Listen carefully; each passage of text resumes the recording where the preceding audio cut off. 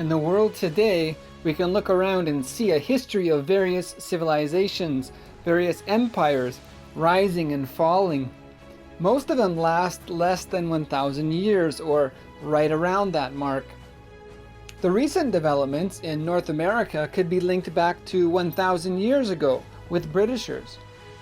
The Holy Roman Empire spanned around 1,000 years. The Byzantines spanned around 1,000 years. Mayans around 1,000 years. The Ottomans less than 1,000 years.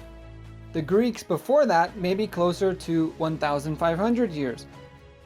There are civilizational places in South America that have been dated back more than 8,000 years, and similar timelines in Egypt. But where are these ancient civilizations now?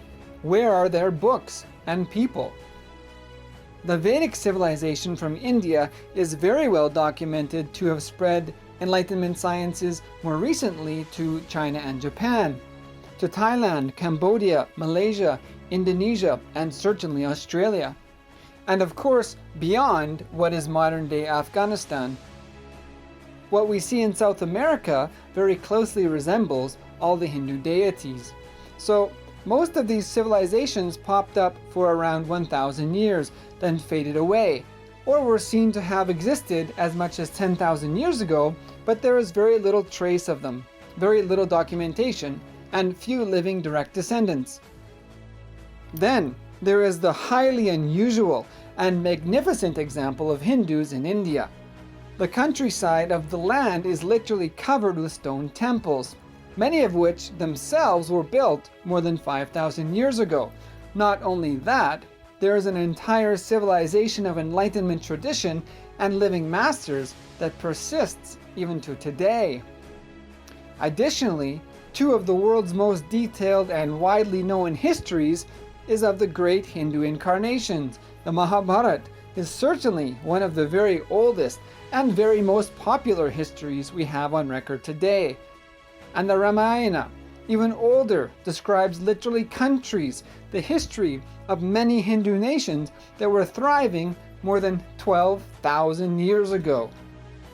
In just one example of the Tamil Sangam, the world's greatest poets, artists, dancers, writers, leaders, and thinkers had already formed their own society 11,000 years ago, simply to gather all the best and brightest, all the best ways of living, all the best ways of existing on the planet Earth, to ensure it is preserved, strengthened, and made available to future generations.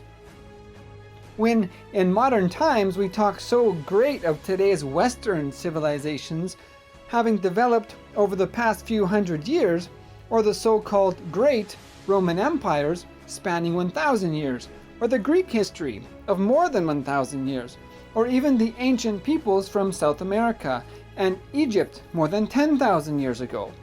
When we talk about what is on record today, what documented history exists, and what peoples may remain, there is nothing, absolutely nothing, that comes even close to the breadth of documented histories and depth of healing and enlightenment sciences, the knowledge of education, society, civil structure, governing systems, mathematics, aeronautics, and more that comes from the Vedic civilization.